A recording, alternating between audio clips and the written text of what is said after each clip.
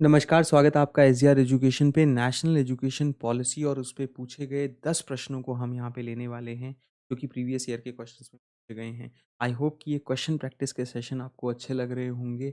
इससे पहले हेतुभाषा और फैलेसी पे 10 क्वेश्चन करवाए हैं और उससे पहले हम लोगों ने यही सेक्शन के अंदर स्कीम्स भी करवाई हैं आप लोगों को, जिसमें कि हम लोगों ने 6 वीडियोज़ डाले हैं, जो उन स्कीम्स पे आधारित हैं, जो पेपर में आई हैं अभी रिसेंटली। तो इन सब चीज़ों को अच्छे से करिएगा। एंशिएंट यूनिवर्सिटीज़ पे भी मैंने 10 क्वेश्चन डाले हैं और वीडियोज़ को लाइक और शेयर ज़रूर करिएगा, ताकि ज़्यादा लोगों तक जो काम की चीज़ें हैं यूजीसी नेट के अंदर, फालतू की चीज़ों की बजाय वो पहुंच सके। तो देखिए, आप लोग टेलीग्राम ज्वाइन कर लीजिए हमारा। मैं कई बार इस बात को कहना भूल जाता हूँ, क्योंकि वहाँ पे जितनी भी एग्ज़ाम और उससे रिलेटेड अपडेट्स, पीएचडी के एडमिशन से रिलेटेड अपडेट्स ना, आपको बिना किसी हैसल के मिल जाती है, जो यूट्यूब पे आपको सर्च करने से, कभी फेक वीडियोस से जो है वो नहीं मिलती है। तो उसे जॉइन कर लेना। अनअकैडमी पे रोज़ क्लास होती है अपनी प्लस के अंदर, और फ्री क्लास भी होती है वहाँ रोज़ रात को 10 बजे। तो अगर आप अच्छे से तैयारी करना चाहते हो, अगर आप थोड़ा सीरियस तरीके से तैयारी करना चाहते हो, रोज़ क्लासेस करके डेढ़ डेढ़ घंटे की, तो पेपर वन की और कॉमर्स की रोज़ क्लास आती है। कॉमर्स मेरा सब्जेक्ट है और पेपर वन भी मैं पूरा पढ़ाता हूँ। तो अनअकैडमी ना आपको कल 31 तारीख तक एक बहुत ही अच्छा ऑफ़र दे रही है। इनफैक्ट जो है 25% आपको ऑफ़ मिलेगा और 3 महीने जो हैं वो आपके फ्री रहेंगे, अगर आप 12 महीने के लिए जून 2024 का सब्सक्रिप्शन लेते हो। और आप जून 2023 का सब्सक्रिप्शन भी ले सकते हो, 3 महीने का, जिसमें कि आपको 6240 में बहुत ही अच्छे से सारे नोट्स, सभी एजुकेटर्स की क्लासेस आपके लिए ओपन हो जाएगी और सारी लाइव क्लासेस और रिकॉर्डिंग भी आपको 3 महीने के लिए मिल जाएगी, जो कि बेहतरीन मौका है आपके सब्जेक्ट में। कोड यूज़ करिएगा SCRYT, मैंने लिंक दे रखा है डिस्क्रिप्शन में और पहले कमेंट में। उससे आपके सारे ऑफ़र एक्टिवेट हो जाएँगे, उस लिंक के थ्रू चेक कर लेना। तो देखिए, पहला सवाल लेते हैं कि नेशनल एजुकेशन पॉलिसी में जो 9 मेंबर्स का पैनल था, उनको कौन हेड कर रहे थे?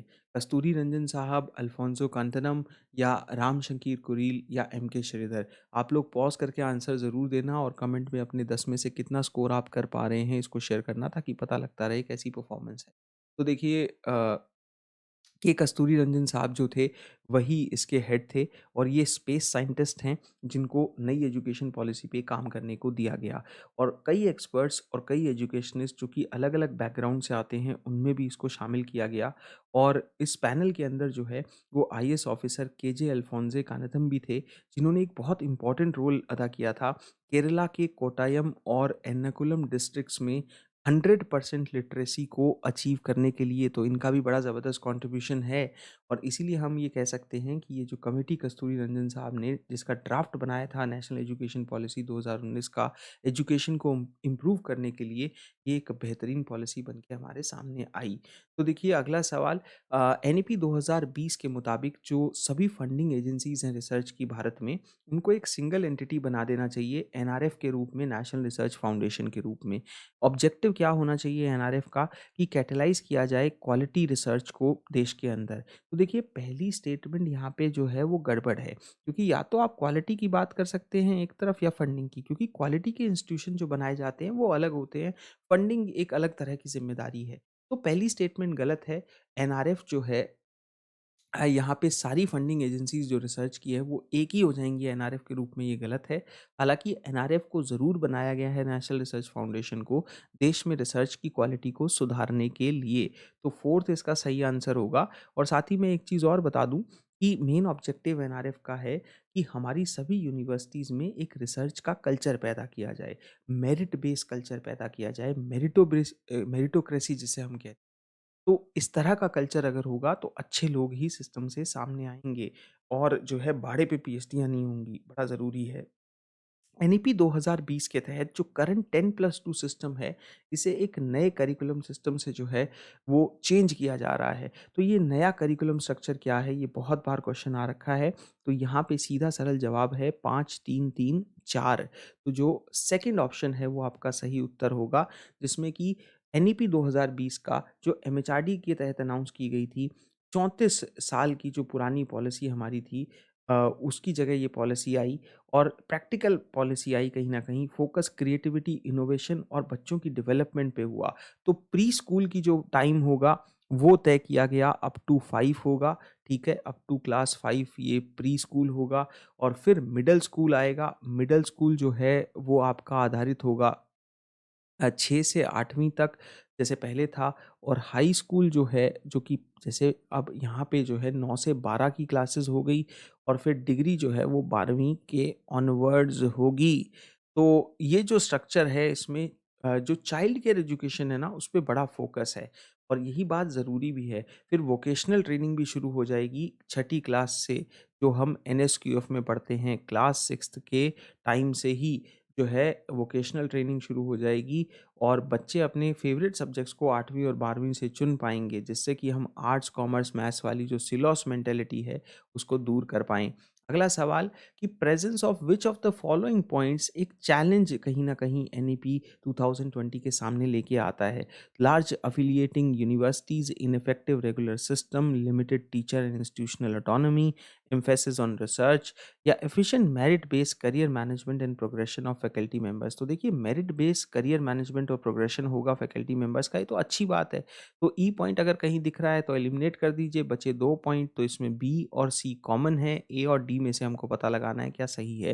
तो जो लार्ज एफिलिएटिंग यूनिवर्सिटीज़ है ये समस्या है। रिसर्च पे एम्फेसिस करना कोई समस्या नहीं है तो डी भी एलिमिनेट हो गया, फर्स्ट इसका सही आंसर है। इस तरीके से एलिमिनेशन से भी आंसर निकाला करिए। जो मेजर चैलेंज आज हायर एजुकेशन सेक्टर पे पास है ना वो ये है कि भारत में लगभग 1000 यूनिवर्सिटीज़ हैं ऐसी जो कि बहुत अफिलिएटिंग यूनिवर्सिटीज़ लार्ज अफिलिएटिंग यूनिवर्सिटीज़ का जो कल्चर है ये नुकसान देता है। अगर हमें अपने ग्रॉस एनरोलमेंट रेशियो को सुधारना है जो 2035 तक हम डबल करने की बात कर रहे हैं, जो गोल हमारा पॉलिसी में मेंशन है, तो ये कहीं न कहीं अगर हमें अचीव करना है और अगले 2020 में ये जब आई पॉलिसी तो 15 सालों में अचीव करना है, तो हमें ओपन करनी होगी हर यूनिवर्सिटी हर हफ्ते एक यूनिवर्सिटी बनानी होगी। अगर हम जो है इस मैसिव चैलेंज को लेने के लिए तैयार हैं तभी हम ऐसा कर पाएँगे। तो लार्ज एफिलिएटिंग यूनिवर्सिटीज़ जो है वो एक गलत पॉइंट है। इनइफेक्टिव रेगुलेटरी सिस्टम एक गलत पॉइंट है। पेपर्स का लीक हो जाना ग्रेजुएशन का कई जगह तो मज़ाक ही बना रखा है, तो ये भी बहुत गलत चीज़ है। इनइफेक्टिव रेगुलर सिस्टम के साथ जो टीचर्स हैं, उनकी कमी होना, इंस्टीट्यूशनल ऑटोनॉमी इंस्टीट्यूशंस खुद कुछ नहीं कर सकते, ये चीज़ें जो है वीसी के बार-बार बीच में आना इन चीज़ों में और वीसीज़ का फिर पॉलिटिकली जो है वो इन्फ्लुएंस होना भी एक रीज़न बन जाता है। Provision for better and expanded programs for the education of minorities has been given priority in National Policy on Education Ramamurthy report या both A and B या none of the above।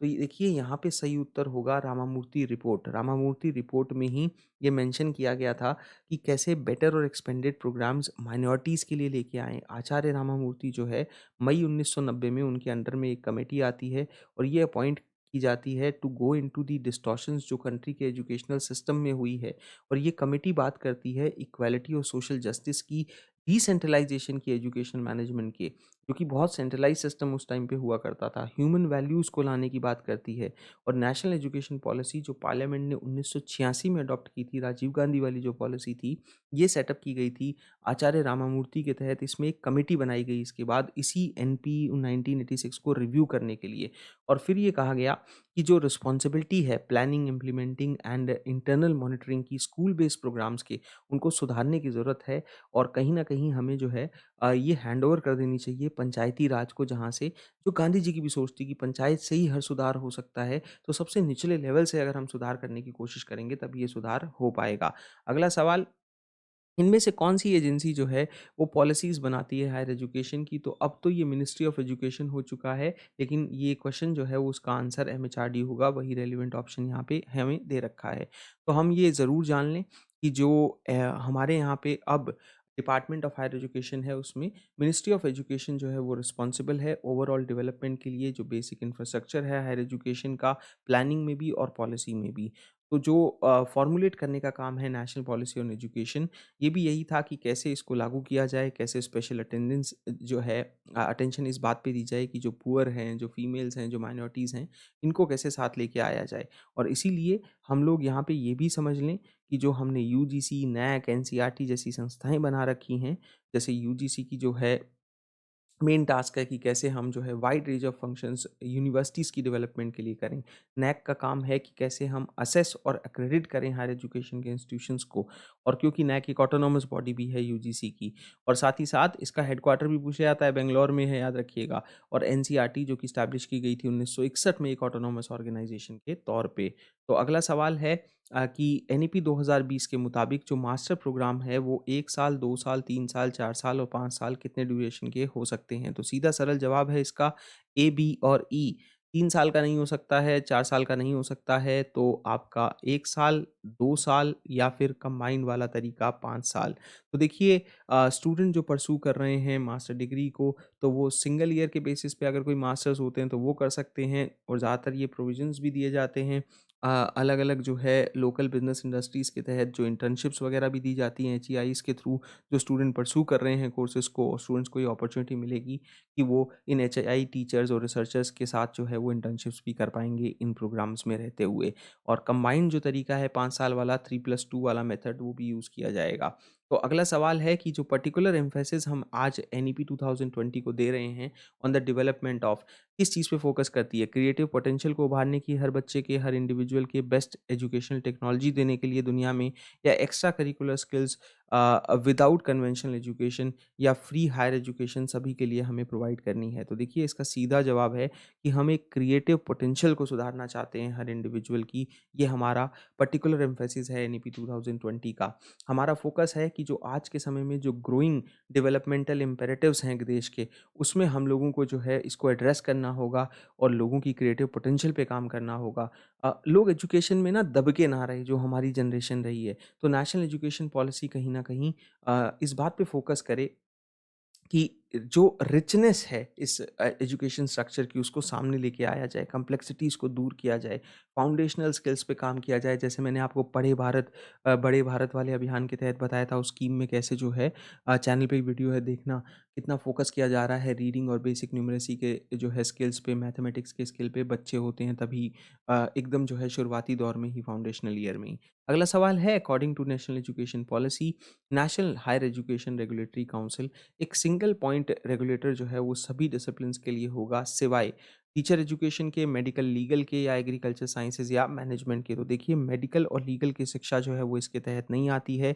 HECI जो है वो 4 तरीके से 4 separate verticals में काम करता है। पहला है जीईसी का, जनरल एजुकेशन काउंसिल, दूसरा है एनएचईआरसी जो कि national higher education regulatory council, और तीसरा है एनएसी नैग, नेशनल एक्रीडेशन काउंसिल, और चौथा है एचईजीसी जो हायर एजुकेशन ग्रांट काउंसिल है।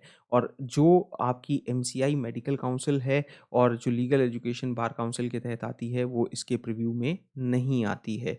अगला सवाल टेलीग्राम के लिए इन जो है टेलीग्राम जॉइन कर लेना, इन सेशंस की पीडीएफ भी मैं वहाँ डाल दूँगा लिंक के साथ क्लासेस के। व्हिच एजुकेशन कमीशन रिकमेंड करता है इनमें से कौन-सा? तो देखिए ये आखिरी प्रश्न है, 10वां प्रश्न है डीआईटीज़ को। तो जो इंडियन एजुकेशन कमीशन है, यूनिवर्सिटी एजुकेशन कमीशन है, सेकेंडरी एजुकेशन कमीशन है, या नेशनल पॉलिसी ऑफ एजुकेशन। तो नेशनल पॉलिसी ऑन एजुकेशन जो है वो रिकमेंड करता है एस्टैब्लिशमेंट डीआईईटी की, और डीआईईटी का मतलब है district institute of education and training. तो जो डिस्ट्रिक्ट इंस्टीट्यूट्स हैं ना, उनकी यहाँ पे बात हो रही है किसके लिए? Of education and training. तो एक चीज़ मैं यहाँ पे ना इनके साथ ज़रूर आपको बताऊँगा जो पेपर में आ सकती है डीआईटीज़ के बारे में। तो ये डिस्ट्रिक्ट लेवल के एजुकेशन इंस्टीट्यूट्स हैं जिन्हें एस्टैब्लिश किया गया है हर डिस्ट्रिक्ट में भारत की गवर्नमेंट के द्वारा, और ये क्या करते हैं, गवर्नमेंट की पॉलिसीज़ को डिस्ट्रिक्ट लेवल पे लागू करते हैं। तो जितनी भी गवर्नमेंट की पॉलिसीज़ होती है ना, उनको डिस्ट्रिक्ट लेवल पे कैसे लागू करना है, इस पे फोकस करते हैं।